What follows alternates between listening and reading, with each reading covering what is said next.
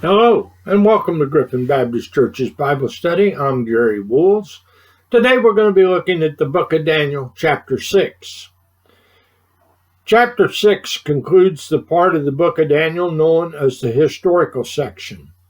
This chapter is best known for its story about Daniel in the lion's den. The events of this chapter had to take place in the late 539 or early 538 BC because Daniel dropped out of public life and his ministry ended by 536 BC. It is believed that Daniel passed away in 536 BC. He did not return with the captives that returned in 538 BC, probably because of his advanced age. Daniel's three friends, Hananiah, Mishael, and Azariah, had dropped from sight after the events of chapter 3. Daniel would be about 90 years old by now, and his three friends may have died by the time the events of chapter 4 took place. It did not take Darius the king long to recognize Daniel's abilities. Remember, Darius the king is the one that defeated Babylon. And now Darius finds himself the ruler of the entire known world. Nebuchadnezzar had divided his kingdom into 120 provinces. But the head of gold that represented the Babylonian Empire and Nebuchadnezzar are now gone. Now Darius keeps the same format and sets up 120 princesses in the kingdom. Daniel chapter 6 verse 1. It pleased Darius to set over the kingdom 120 princes, which should be over the whole kingdom. Like I said, the head of gold has now been replaced by the arms and chest of silver. My reference books tell me that Darius is Darius Cyaxus II of secular history and only ruled for 2 years. He is also known as Darius the Mede. This verse also gives us some insight to why this empire is inferior to the Babylonian Empire. First, the metal, silver, is not as valuable as gold. Second, Darius shared his rule over the kingdom with the 120 princes. Nebuchadnezzar had set up 120 governors over the provinces, but retained autocratic and absolute power. He did not share authority with anyone. Verse 2, and over these three presidents, of whom Daniel was first, that the princes might give account unto them, and the king should have no damage.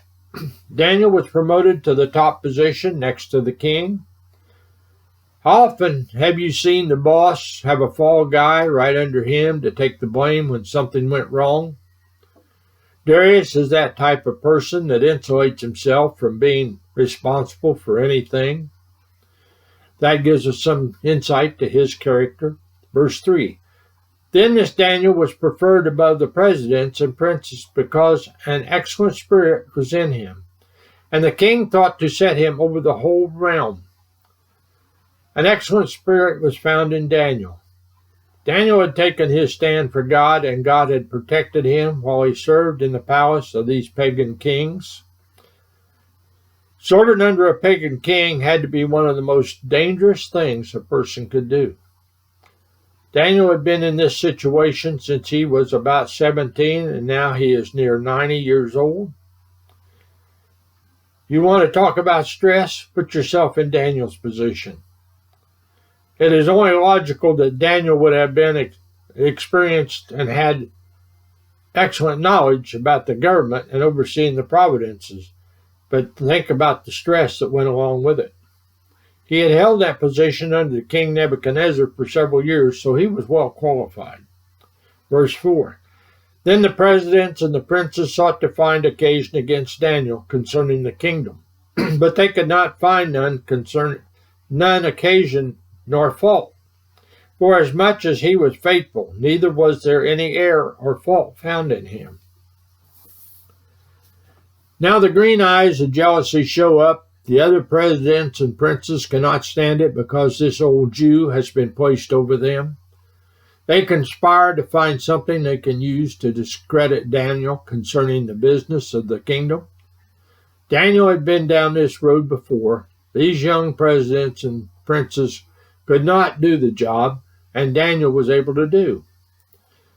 However, Daniel was loyal to the king and dedicated to his work. God was with Daniel, and Daniel was good at what he did. Also, there was no faults in Daniel's character. He lived for God, and he was above reproach. Verse 5. Then said these men, We shall not find occasion against this Daniel, except we find it against him concerning the law of his God. Seeing that they were not going to be able to find anything to accuse him of, they start to plan a way to entrap and discredit him. As they looked for a way to discredit him, the only thing they could find that they could use was his religion. Everyone was aware that Daniel was faithful to God and prayed to him every day. The only thing they found that they could do was to develop a conflict between Daniel and his friend the king. Verse 6. Then these presidents and princes assembled together to the king and said, Thus unto the king, King Darius, live forever. Nothing seems to change. Each man assembled before the king and start to flatter him. King Nebuchadnezzar had called for his astrologers, the Chaldeans, and the soothsayers to interpret dreams that he had dreamed several years before, and they could not interpret his dreams. The astrologers, the Chaldeans, and the soothsayers had addressed Nebuchadnezzar in the same manner as these men do Darius. This was a customary type of greeting of that time, and it was also a type of flattery toward the king. Verse 7, All the presidents of the kingdom, the governors and the princes, the counselors and the captains have consulted together to establish a royal statute and to make a firm decree that whosoever shall ask a petition of any god or man for 30 days, save of thee, O king, he shall be cast into the den of lions. Notice how this plot expands, or at least these people reporting to the king expanded those involved. We were not told in verse 4 that anyone other than the other two princes and the two presidents and the other 20 princes were involved in the conspiracy. However, in verse 7, when they go before the king, they give credit to everyone, including the governors, the counselors, and the captains. This group says they have all consulted together to establish this statute. Hogwash. They did not have telephones, nor could they hold a telephone conference, nor did they have email or internet back then, and it would have taken weeks just to spread the word about this statute, let alone to consult about it. The other groups were added to impress the king and puff up his ego. When we stop and consider the distances to some of these provinces, we realize it would have been impossible for everyone to be involved. Any form of communication that would have gone out would have went by four-legged express. The horse, the donkey, camel, and elephant would have been the animals of choice to spread the word. If I remember the story of Esther correctly, it took weeks or even months to distribute the decree that Haman made to kill the Jews, and that event was several years in the future. Now they tell the king why they have come before him. They want him to establish a royal statute, that is, to make a firm decree concerning the matter. A decree made by the king in Persia, once signed and sealed, could not be changed because of their law. This is the meaning of a firm decree. Now they tell him the decree they want him to make, that whosoever shall ask a petition of any god or man for 30 days, save of thee. This is designated to appeal to his pride. Secular history tells us that Darius was a good man, but he was human, and pride dwelt in him just like it dwells in all men. Now they lay out the punishment for anyone that would violate this decree. O king, he shall be cast into the den of lions. Now they tell Darius the punishment for any man should be that they should be cast into the den of lions. This is aimed at Daniel because they know he is going to continue to pray to his God no matter what. Verse 8. Now, O king, establish the decree and sign the writing, that it be not changed according to the law of the Medes and the Persians, which alter not. Now the conspirators have appealed to Darius's pride. They encourage him to establish and sign the decree. Also, note they made sure they established up front that the law of the Medes and the Persians could not be changed. It was the law of the land. Once a decree was signed and sealed, it could not be altered or changed in any way by anybody, including the king. We have seen the detail people that engage in this type of activity will go to when they try to entrap someone. Remember, out of our study in chapter 3, when the group accused Hananiah, Mishael, and Azariah of not having bowed down to the golden image. They went so far as to use the names of these three when they reported the incident to the king. Daniel chapter 6, verse 9. Wherefore the king Darius signed the writing and the decree.